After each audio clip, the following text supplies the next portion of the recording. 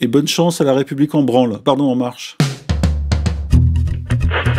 Attention, qui que vous soyez, attention, cette fréquence est exclusivement réservée aux urgences. Sans blague! Et vous croyez que j'appelle pour commander une pizza?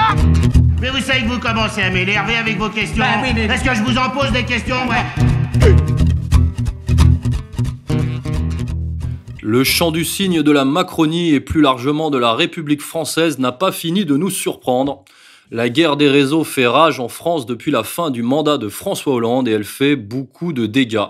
Après l'affaire Fillon, après l'affaire Benalla, l'affaire Delevoye, l'affaire De Rugy, l'affaire des assistants parlementaires du Modem, l'affaire Richard Ferrand, l'affaire Pénicaud, l'affaire Nyssen, l'affaire Buzyn, l'affaire Kohler, l'affaire Hulot, l'affaire Darmanin, voici l'affaire Griveaux. Vous êtes bien sur ERFM, Only Hebdo, 22e épisode. Bonne émission à tous. En annonçant ma candidature à la mairie de Paris, je connaissais la dureté de la vie politique. Depuis plus d'1 an, ma famille et moi avons subi des propos diffamatoires, des mensonges, des attaques anonymes, la révélation de conversations privées dérobées, ainsi que des menaces de mort. Ce torrent de boue m'a affecté, mais il a surtout fait du mal à ceux que j'aime.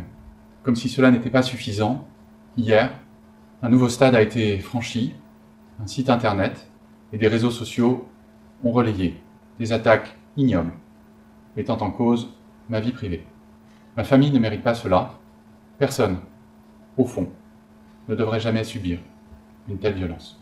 En ce qui me concerne, je ne souhaite pas nous exposer davantage, ma famille et moi, quand tous les coups sont désormais permis.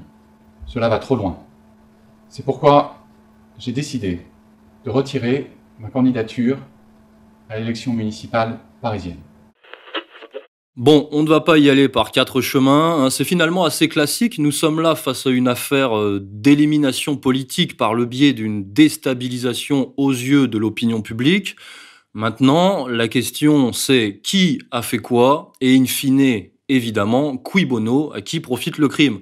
Alors, le Griveaux-Gate est tellement chaud qu'on ne peut que finalement déblayer et donner des pistes.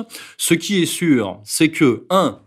Griveaux sort de la course à la municipale parisienne, mais en même temps, on va en parler, on sait très bien qu'il était grillé et que c'était quelque part couru d'avance. 2. Les proxys, c'est-à-dire ceux par qui l'horreur est advenue, les proxys utilisés dans cette affaire semblent être Juan Branco, avocat de l'artiste russe Piotr Pavlensky, alors un artiste primé pour sa lutte pour les droits de l'homme, anti-Poutine, qui bénéficie d'un asile politique donné par François Hollande en France. Donc cet artiste russe qui a créé le site internet Porno Politique, d'où est partie l'affaire. Premier proxy, donc Juan Branco, et Joachim Sonforger, le troll de la République, qui est la première personnalité d'envergure à avoir relayé, diffusé la vidéo et qui joue un rôle trouble dans cette affaire. 3. Si l'on en juge par son entourage, Griveaux était tout de même plus l'homme du CRIF que l'homme de Macron. Alors là, je vous renvoie à l'avant-dernière émission où on parlait de l'entourage des Griveaux avec Élise Fagellès, avec Sylvain Maillard, Laetitia Avia. On sait que son avocat est Richard Malka. Enfin, voilà, Griveaux, peut-être entre 2 réseaux. Et 4, Griveaux a potentiellement été piégé dans cette affaire par une femme, une envoyée, un agent peut-être, comme le laisse sous-entendre Sonforger dans son passage dans l'émission de Morandini. Alors on serait là face à une opération diligentée de grande envergure et apparemment, si l'on en croit les rumeurs, Griveaux serait le premier d'une longue liste. Alors, Monsieur Corias, beaucoup de questions en suspens. On est là face à des supputations. Griveaux a-t-il été sacrifié par qui? Par Macron? Au profit de qui? Est-ce vraiment un coup dur pour la Macronie? On voit qu'il y a une récupération anti-russe là depuis quelques heures dans cette affaire. Voilà. Est-ce que je pense que vous ne pouvez pas forcément répondre directement à ces questions, mais on pourrait peut-être élargir et se demander qu'est-ce que cette affaire qui ressemble finalement à une ingénierie globale assez difficile à lire.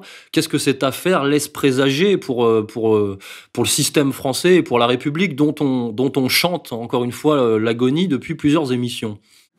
On chante l'agonie, on l'a on la voit en train d'agoniser sous nos yeux quand même. Évidemment, l'affaire Fauré dont on a parlé une semaine auparavant, c'est un peu un achèvement moral. Aujourd'hui, on a quelque chose de beaucoup plus tordu, parce que Fauré, même si c'est un voyou, c'est quelqu'un qui, comme il dit, il a une parole d'honneur, une parole d'homme. Il raconte des choses pour l'instant vérifiées, puisque personne ne l'a encore attaqué en justice. Donc il y a des gens qui tremblent, mais il ne s'attaquait pas directement, je dirais, au pouvoir d'aujourd'hui, ou du moins au pouvoir visible. Celui dont vous parlez, c'est-à-dire Macron, Griveaux et tous ces lieutenants. Le lieutenant Griveaux a été abattu de manière accidentelle ou pas de chance, ou sinon par une ingénierie. Ce qu'on sait, c'est qu'il était un fidèle UN ou un fidèle de Macron. Vous avez émis l'hypothèse que Macron aurait pu, réseau contre réseau, se débarrasser de Griveaux, mais il y a tellement de lieutenants, de conseillers de Macron qui sont déjà partis depuis 33 mois qu'il est au pouvoir. Je pense qu'il n'a pas besoin de s'affaiblir encore plus, sauf si Griveaux, je ne sais pas, prépare un attentat ou n'importe quoi. Mais on ne voit pas aujourd'hui pourquoi lui se débarrasserait d'un Griveaux, même si Benjamin Griveaux n'avait pas d'énormes chances d'être élu à Paris.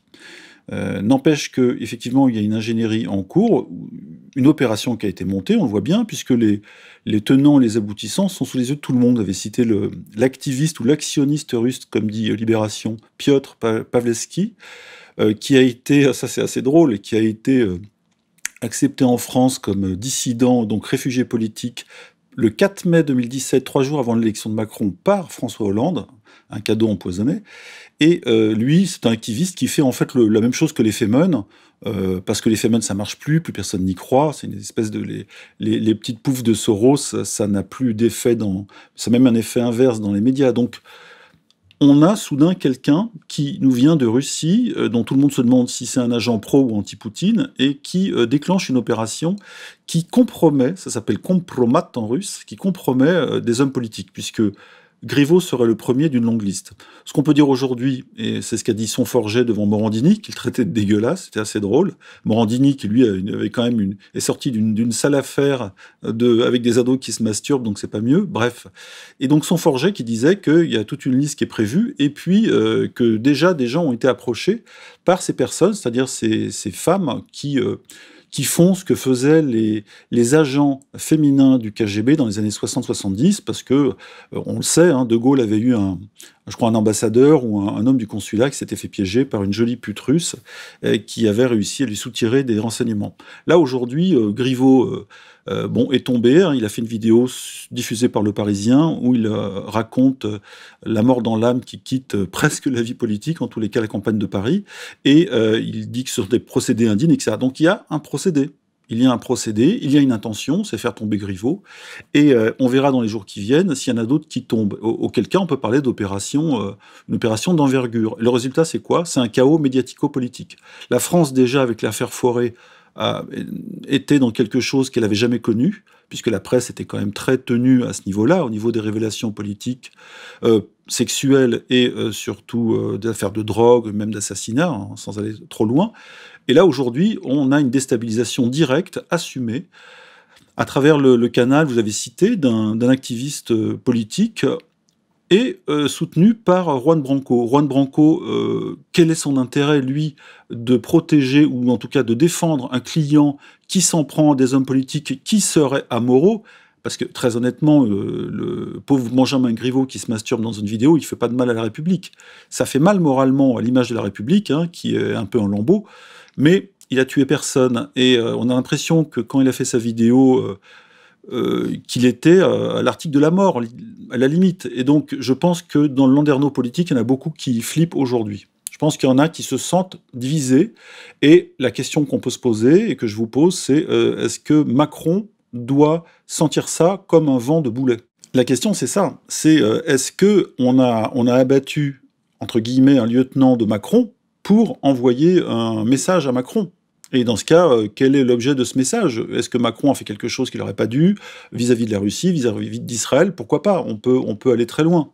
Alors on ne fera pas 36 000 hypothèses, mais on ne voit pas sinon quel est l'intérêt d'abattre un Griveaux qui lui, n'avait pas une importance capitale, sauf celle d'être un proche, malgré tout, de Macron. Alors, de ce chaos politique pourrait émerger une nouvelle configuration. Normalement, ça serait la suite logique. Et encore une fois, on pourrait faire de la spéculation, mais quand même, à partir de faits qu'on a relevés ces derniers temps sur le site, on voit que dans cette nouvelle configuration politique qui se dessine peut-être sous nos yeux, mais vraiment de manière très très chaotique et presque barbare, avec peut-être des réseaux qui se coupent en temps réel et qui se recomposent en temps réel, avec des alliances, des retournements d'alliances, des nouvelles alliances, des trahisons, bref, dans tous les sens, ce qui serait finalement assez logique quand on voit la situation effectivement politique et sociale française qui est catastrophique. Donc vous l'avez parlé, hein, vous en avez parlé, il y a toutes les affaires, hein, il y a l'affaire Fauré qui est quand même un marqueur, et plus largement l'affaire Epstein, hein, qui a des répercussions en France, et puis il y a la situation évidemment sociale avec les gilets jaunes. Voilà, bon, avant il y avait eu l'affaire Benalla qui avait eu quand même un grand retentissement. Benalla d'ailleurs on pourrait en parler. D'ailleurs on va en parler. En tout cas voilà, il pourrait émerger une nouvelle configuration politique, et nous avons l'impression à ER que la ligne que nous défendons va occuper une place presque centrale dans cette nouvelle configuration politique, mais on a l'impression qu'on assiste à une récupération, parce que, petit exemple truculent, Benalla et Sonneforger ont lancé, vous avez vu, un mouvement politique, puisque Sonneforger se présente officiellement à la présidentielle de 2022, et ils ont lancé un mouvement politique, soi-disant, dont le slogan était gauche du cœur, droite des valeurs. Donc là, on voit très bien qu'il y avait plus qu'une allusion et une récupération, mais on a aussi diffusé sur le site cette semaine une intervention de Patrick Buisson qui quand même allait dans le sens de la ligne d'égalité et réconciliation. On avait parlé d'Emmanuel Todd ces derniers temps, qui est quand même pareil, qui remettait sur le devant de la scène notre ligne idéologique,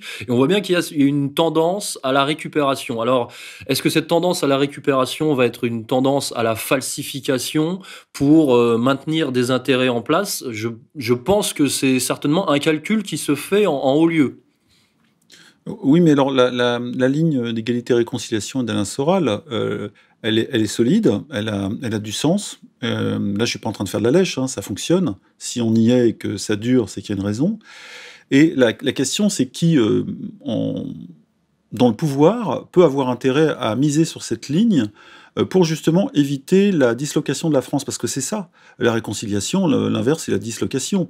On pourrait dire qu'il y a une ligne inégalité et dislocation, et on peut la citer, c'est la ligne sioniste dure qui joue les communautés les unes contre les autres, qui joue d'abord l'antiracisme il y a 35 ans et aujourd'hui l'islamophobie. C'est une réalité, hein, on connaît les noms, nous on en parle régulièrement, parce que là ce sont des tendances dures dans tous les sens du terme, au sens propre, au sens figuré.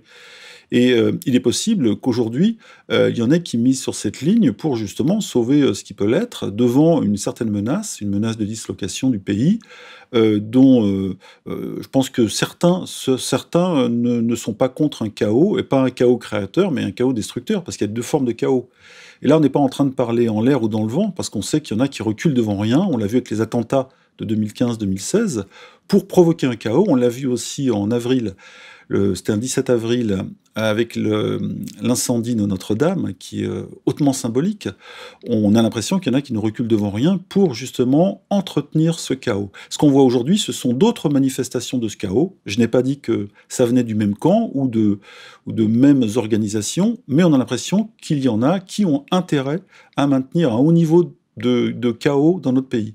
Et que la ligne qu'on incarne, c'est une ligne réconciliatrice et une ligne aussi pacifique face à ça, face à cette agression. Et il se peut que parmi les gens du pouvoir, il y en ait qui aient compris que il faille peut-être sauver la France. Et là, je ne suis pas en train de lancer une psychose comme le coronavirus, hein. L'enjeu, c'est vraiment que le pays ne se disloque pas. Et on rigole tous parce que Griveaux s'est fait poisser comme un âne, et sans faire de jeu de mots. Mais là, là, si ça continue, on va avoir une espèce d'autre forme de terrorisme qui, pour le coup, vise l'élite. C'est un terrorisme anti-élite. Moi, j'appelle ça la terreur rose. Ils ont tous peur de se faire choper, et surtout depuis l'affaire Epstein, hein, avec les carnets noirs, les noms des Français, etc., les réseaux pédophiles, ephébophiles et autres, avec Fauré qui vient confirmer qu'il y a des réseaux pédophiles depuis Pétaouchnok dans notre pays, entre la France et le Maroc et ailleurs, voire la Hollande. Donc on a là des révélations qui montrent une République qui n'est pas ce qu'elle disait, et il s'agit de sauver la République, mais sans mentir, c'est-à-dire que les gens qui aujourd'hui représentent cette République, ils vont devoir reconstruire ce qui est en train de tomber en ruine. Est-ce que ce sont des gens qui sont pour la France, on l'espère, mais s'ils s'appuient de manière intelligente sur la ligne 2R, ça sera très bien. Après, nous, c'est pas sûr qu'on soit dans le coup.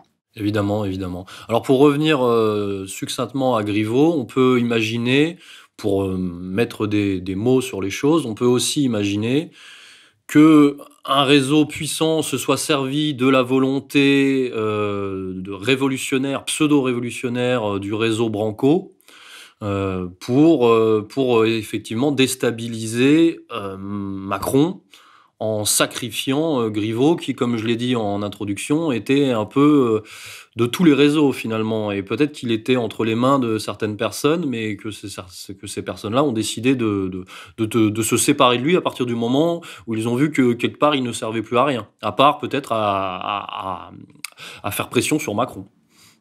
Ouais, et puis ça s'appelle une poussette, ça, en renseignement. Une poussette, c'est quand on utilise un service, ou alors des personnes, comme par exemple Branco, qui veut être un peu le Julian Assange français, ou qui veut incarner un esprit, qui veut incarner la révolution du moment contre le pouvoir des oligarques, utiliser donc quelqu'un pour lui faire faire des choses dont il n'a pas idée. C'est-à-dire utiliser son actionnisme, pour reprendre le terme un petit peu le barbarisme de Libé, l'actionnisme de Branco, qui aussi, lui, entre l'extrême gauche, la gauche de pouvoir, etc., ou la gauche radicale, pour faire un coup. Et Branco, lui, il va y gagner du pouvoir, de l'influence, mais peut-être à son détriment, puisque les conséquences peuvent être assez chaotiques. Pour l'instant, il y a un seul homme qui tombe, on l'a dit, on va voir dans les jours ou les semaines qui viennent si ça continue, ou si c'est un coup d'épée dans l'eau, ou alors un coup de semonce en direction de Macron. Mais on voit quand même pas comment... c'est comme dans les gangs, les guerres de gangs à Marseille, lorsqu'il y a deux réseaux face à face, deux réseaux de gangsters, eh bien, lorsqu'il n'y a plus la paix, lorsque la paix est menacée, ce sont les lieutenants qui morflent en premier, et ensuite ce sont les têtes de réseau. Là, on a l'impression quand même que ça tire, et que Macron vient de perdre un homme. Ça me fait penser un peu à l'affaire Yann Moix, finalement. Quand je constate que BHL défend malgré tout Griveaux, je vois que Goldnadel aussi défend Griveaux et Sonneforger. Peut-être que voilà, c'est encore une fois un énième avertissement lancé par le réseau sioniste à l'intention d'Emmanuel Macron. En tout cas, c'est une des hypothèses. Et d'ailleurs, Macron s'est pas exprimé pour l'instant. Je l'ai pas vu dans cette affaire. Évidemment, il va sûrement s'indigner, etc.